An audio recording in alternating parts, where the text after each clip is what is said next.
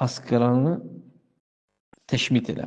Yəni, müsəlmanın üzrində haqlarından odur ki, askırdıqda müşəmmit ol. Yəni, desin ki, yərhamukallah. Əgər o əlhəmdülillah deyərsə, necə ki, başqa rivayətdə gəlmişdir. Yaxşı. Bir kişi askırır, Allaha həmd edir. Sən onu eşitsən, ona denən ki, yərhamukallah. Allah sənə rəhm eləsin.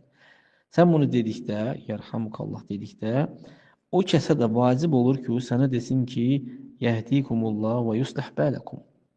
Cəm şəklində deyə bilər, tək şəklində də deyə bilər. Allah sizi yönətsin, dua edir haqqa, doğru yola və sizin işinizi islah eləsin. Lakin askıran kəs sual çıxır ki, İzə həmidə həmd eləsə, bu fərz-i ayındırmı, fərz-i kifayədirmi ona rədd vermək, cavab vermək? Yəni, bir askırır deyil, əlhəmdülillah. Yəni, fərz-i ayındırmı, hamı deməlidir ki, yərhamukallah, yoxsa bir nəfər desə, olarmı, kifayətlənərmi? Əgər bir toplumda belə bir şey olarsa, bir toplum içində bir nəfər cavab verərsə də, nədir? Bu kifayət edir.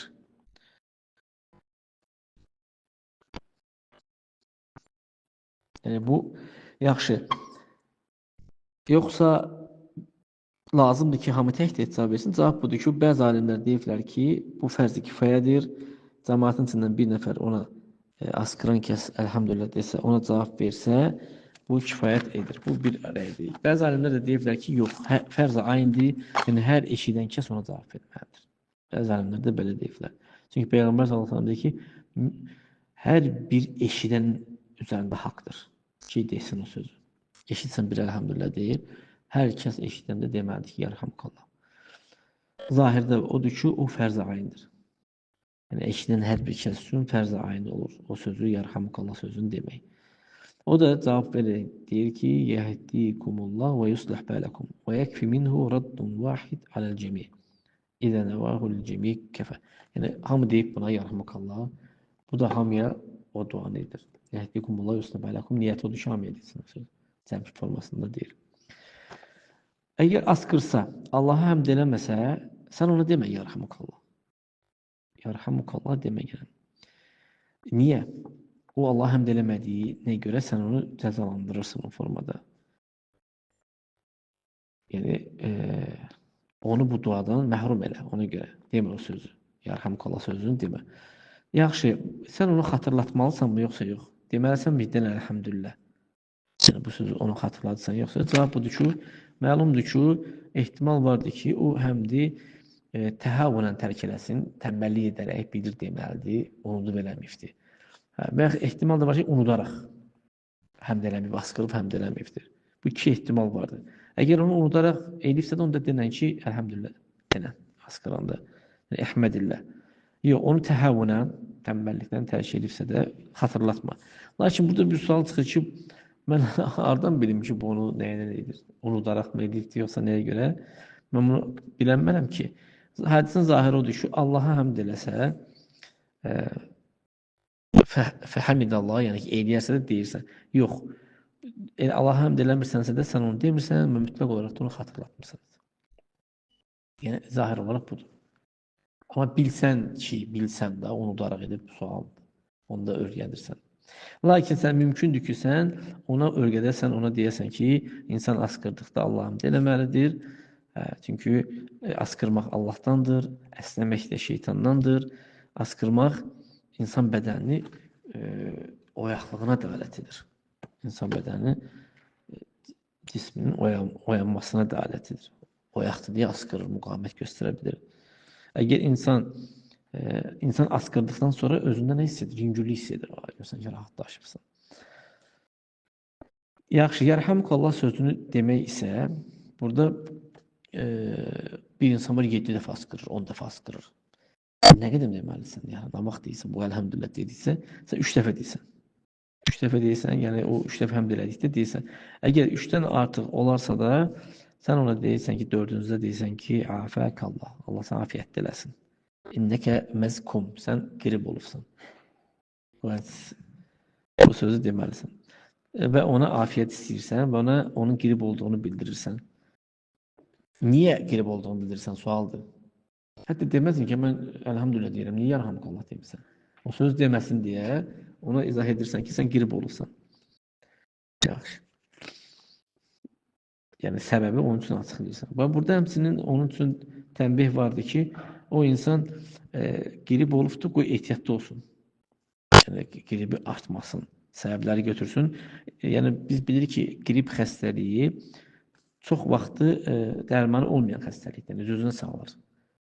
Müalicə ilə bir həftə müalicəsi 7 günə sağalır. Yəni deməli ki, müalicə də götürsən. Götürməsən 7 gün öz bədən özünün müqavimət göstərən insan sağalır. Yaxşı. Yəni insan sadəcə xəbər bildirirsən ki, yəni elləşi artmasın. Səbəb götür atmasın. Səbəblər də nədir? Götürəndə həmin qribin azalmasına səbəblər olur. Soyuğa vermirsən özünü, soyuq havaya vermirsən, soyuq su içmirsən. Buna oxşar, yəni isti şeylər içirsən səbəb olaraq ki, yəni artmır, olduğu kimi qalır. İnsan özünün nə edir? Həkimidir. Yoxsa bəzi avamlar vardır ki, ona deyirsən ki, yarhamukallah, yəqul yəhdinə və yəhdikumullah.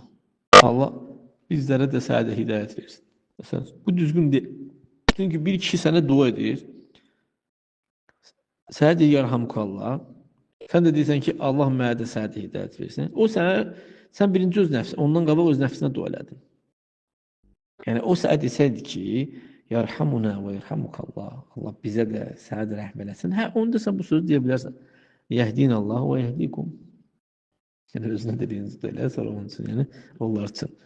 Lakin biri deyəndə sənə, yarhamukallah, o əmr olunubdur onu sən deməyə. Sən də vacibdir ki, ona cavab verərsən, əmr olunduğu kimi. Deməlisən ki, yəhdikumullah və yuslih bələkum. Bu formada deməlisən. Deyilir, zikr olunur ki, Yahudilər gəlib Peyğəmbər s.ə.v-in yanında özlərini məcbur edərdilər asqırmağa. Atasuna. Niyə? Mükəlləf edərdilər ki, asqınsınlar. Ki, Allahın Rəsulü onlara desin ki, yarhamkumullah. Rəhmət istəsinlər Allahdan onlar üçün. Çünki onlar bilirdilər ki, Peyğəmbər s.ə.v yəni nəbidir, onu bilirdilər yəni. Onun duasında rəhmətdir. Ola bilsin ki, namazsa fayda verir. Lakin məlum məsələdir ki, kafirlərə hətta Peyğəmbərin duası olsa belə fayda verməyəcək, əgər onlar küfr üzərində ölərlərsə. Yəni sən də onlara, sənin rəhmət oxuman onlara heç bir fayda verməyəcək. Və sənə halal da deyil ki, sən kafirlərə rəhmət oxuyarsan, əgər ölərlərsə. Ölərlərsə də eləməməsin, nə məğfirət, nə rəhmət oxumamalısan.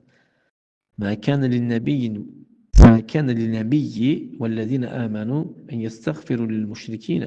Yəni, nə Peyğəmbərə, nə müminlərə yaraşmaz ki, müşriklər üçün Allahdan bağışlanma diləsinlər.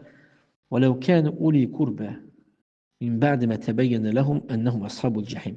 Yəni, ən yaxınları olsa belə, onlara bəyan olduqdan sonra ki, onlar cəhənnəm əhlidirlər, ən yaxınları olsa belə, onlar üçün Allahdan bağışlanma diləməməlidir. Yaxşı, deyilsə ki, İbrahim əleyhissalam öz atası üçün Allahdan bağışlanma diliyibdir, o hənif olubdur, tövhid üzərində olubdur. Cavab budur ki, Allah Teala nə deyir? Yəni, o açıq, həmin İbrahim Aleyhisselam'a məsələ bəyan olduqdan sonra o bir də bağışlanma diləmir. Bir yer üçün istəmişdi onu. Necə? وَمَا كَانَ اسْتِغْفَارُ إِبْرَاهِيمَ لِأَبِيهِ إِلَّا عَنْ مَوْعِدَةٍ وَعَدَهَا إِيَّهُ. Həmin atası üçün Allahdan istədiyi bağışlanma müəyyən bir yerdəydi ki, ona vəd eləmişdi ki, sənin üçün Allahdan bağışlanma diləyəcəm. O vaxt ona bəyan oldu ki, o Allahın düşmanıdır, ondan uzaqlaşdı. İbrahim əl-əvvah və həlimdir. Ləvvahun həlim, yəni ki, tövbə edəndir, həlimdir.